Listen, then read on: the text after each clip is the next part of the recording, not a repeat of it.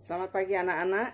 Hari ini tugas kamu adalah membuat video membaca skrip tentang salah satu kisah legenda yang ada di Indonesia. Begitu banyak kisah-kisah cerita rakyat. Nah, pilih salah satu buat dalam bentuk video seperti nanti yang Ibu Lis contohkan. Kemudian nanti dikemas, kamu isi musik, kemudian kamu edit sebaik mungkin, dan itu nanti menjadi tugas ulangan harian khusus seni teater. Oke, nanti dikirim pada Kamis minggu yang akan datang sebagai tugas untuk ulangan harian. Baik, Ibu Lis akan membacakan skrip tentang cerita legenda terjadinya Danau Toba. Alkisah, pada zaman dahulu kala, hiduplah seorang pemuda bernama Toba. Ia adalah seorang yatim piatu. Sehari-hari ia bekerja di ladang. Sesekali dia mencari ikan di sungai yang berada tak jauh dari gubuknya. Ikan hasil tangkapannya biasanya dijadikannya sebagai lauk, dan sisanya dijual ke pasar. Pada suatu hari Toba memancing sepulang dari ladang. Ia sangat berharap mendapatkan ikan yang besar yang bisa segera dimasaknya untuk dijadikannya lauk. Terpenuhilah harapannya itu. Tak berapa lama ia melemparkan pancingannya ke sungai. Mata kailnya telah disambar ikan. Betapa gembiranya ia ketika menarik tali pancingannya dan mendapat seekor ikan besar tersangkut di mata pancingnya.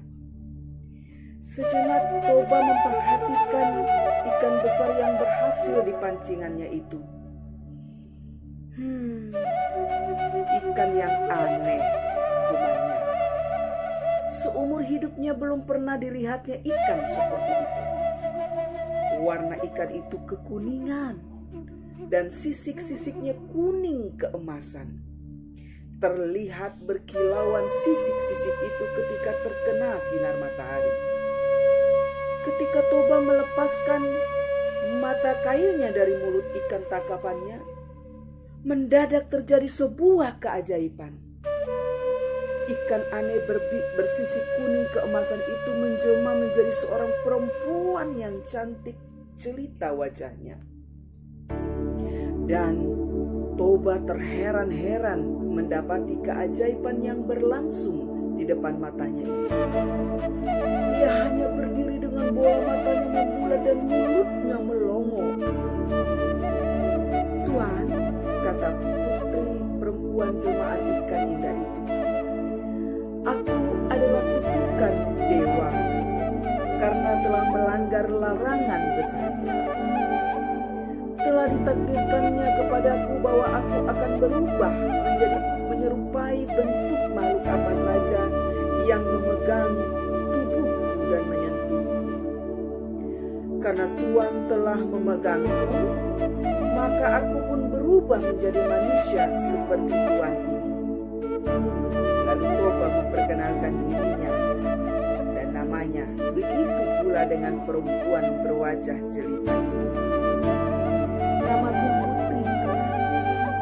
Toba lantas menjelaskan pula keinginannya untuk memperistri Putri karena dia terpesona kecantikan si perempuan jelmaan ikan itu. "Bersediakah engkau menikah denganku?" tanyanya setelah pembicaraan beberapa saat. "Baiklah, aku bersedia, Tuan. Selama Tuan pula bersedia memenuhi satu syarat yang kuajukan," jawab Putri.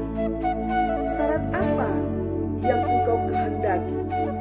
Sebutkan, niscaya aku akan memenuhinya," kata Toba dengan begitu yakinnya. "Permintaanku hanya satu.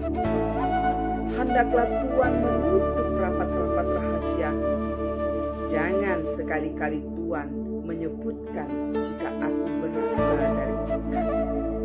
Jika Tuhan menyatakan kesediaan Tuhan untuk menjaga rahasia ini, aku bersedia menjadi istri Tuhan. Baiklah, kata Toba, aku akan menutup rapat-rapat rahasiamu ini. Rahasia ini hanya kita ketahui berdua saja. Toba dan putri pun menikah. Keduanya hidup rukun dan bahagia meski dalam kesederhanaan. Kebahagiaan mereka serasa kian lengkap dengan kelahiran anak mereka, seorang anak laki-laki yang diberi mereka nama Samosir. Samosir tumbuh menjadi anak yang sehat, tubuhnya kuat. Sayang, dia agak nakal serta pemalas. Keinginannya hanya tidur-tiduran saja. Ia seperti tidak peduli atau ingin membantu kerepotan ayahnya yang sibuk bekerja di ladang. Bahkan untuk sekedar mengantar makanan dan minuman untuk ayahnya pun Samosir kerap menolak ibunya. Seandainya dia mau, dia akan melakukannya dengan bermalas-malasan, dengan wajah yang bersungut-sungut. Bertambah-tambahlah malas kelakuannya akibat ibunya yang sangat memanjakannya. Apapun permintaan Samosir selalu diberikan ibunya. Samosir sangat kuat nafsu makan. Jatah makanan sehari untuk sekeluarganya bisa dihabiskannya dalam sekali makan. Terkadang Toba merasa harus bekerja keras lagi untuk dapat memenuhi keinginan makan Samosir. Pada suatu hari Samosir diminta ibunya untuk mengantarkan makanan dan minuman untuk ayahnya. Samosir yang dengan bermalas-malasan semula enggan untuk menjalankan perintah itu. Namun setelah ibunya terus memaksa, akhirnya dia bersedia melakukannya meski dengan wajah yang bersungut-sungut. Samosir membawa makanan dan minuman itu menuju ke ladang. Di tengah perjalanan Samosir merasa lapar. Dihentikannya langkahnya menuju bukit. Ia lantas memakan makanan yang seharusnya diperuntukkan bagi ayahnya. Tidak dihabiskan semuanya, melainkan makanan itu disisakan sedikit. Dengan makanan dan minuman yang tersisa sedikit itu, Samosir melanjutkan perjalanan menuju ladang. Dan setibanya di ladang, Samosir memberikan makanan dan minuman itu untuk ayahnya. Toba yang telah sangat lelah dan lapar karena bekerja keras sejak pagi langsung membuka bekal itu. Dan dia terperanjat sangat melihat makanan yang tinggal sedikit itu. Dan mengapa dia merasa jatah makanan dan minuman pun tinggal sedikit? Hanya dengan roti lauk baca besar-besar. Dan dengan polos sholat tidak melakukan kesalahan, Samosir menjawab, "Tadi di jalan aku sangat lapar, ayah. Oleh karenanya jatah makanan dan minuman ayah itu telah kumakan sebagian. Tapi tidak semua kuhabiskan, kan? Masih tersedia sedikit makanan dan minuman untuk ayah." Lalu Toba dengan begitu kesal dan marahnya berteriak, "Anak tidak tahu diuntung!" Maki Toba kepada anaknya. Kemarahan seketika meninggi. Serasa tidak lagi bisa dia menahan dan bersabar. Umpatannya pun seketika itu meluncur. "Dasar anak keturunan ikan engkau!" Samosir sangat terkejut mendengar umpatan ayahnya. Dia langsung berlari ke rumah. Dan pada saat dia bertemu ibunya, Samosir langsung menceritakan umpatan ayahnya bahwa dia adalah keturunan ikan. Mendengar pengaduan anaknya, ibu Samosir menjadi sangat bersedih. Tidak disangka suaminya melanggar sumpah untuk tidak menyebutkan berasal dari ikan.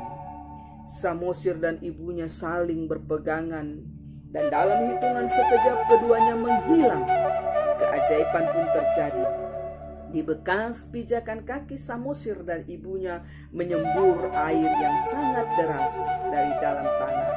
Air laksana disemburkan keluar seolah-olah tiada hentinya. Semakin lama tidak semakin berkurang semburan air itu, melainkan semakin besar. Dalam waktu yang cepat, permukaan tanah itu pun tergenang. Permukaan air terus meninggi dan tak berapa lama kemudian lembah tempat tinggal Toba telah tergenang air. Terbentuklah kemudian sebuah danau yang sangat luas di tempat itu. Dan kemudian penduduk mengatakan danau itu dengan nama Danau Toba. Adapun pulau kecil yang berada di tengah-tengah danau itu disebut sebagai Pulau Samosir, mengingatkan kepada anak lelaki Toba. Nah, anak-anak sekalian, pesan moral yang dapat kita terima dari cerita kita ini adalah bahwa janganlah melanggar sumpah yang pernah diucapkan, karena buruk akibatnya di kemudian hari. Baik, nah itu contoh sebuah pembacaan skrip, dan silakan buat, diedit dengan sebaik mungkin ya, kemudian dikirim nanti melalui KCR minggu yang akan datang sebagai nilai ulangan harian teater. Selamat pagi.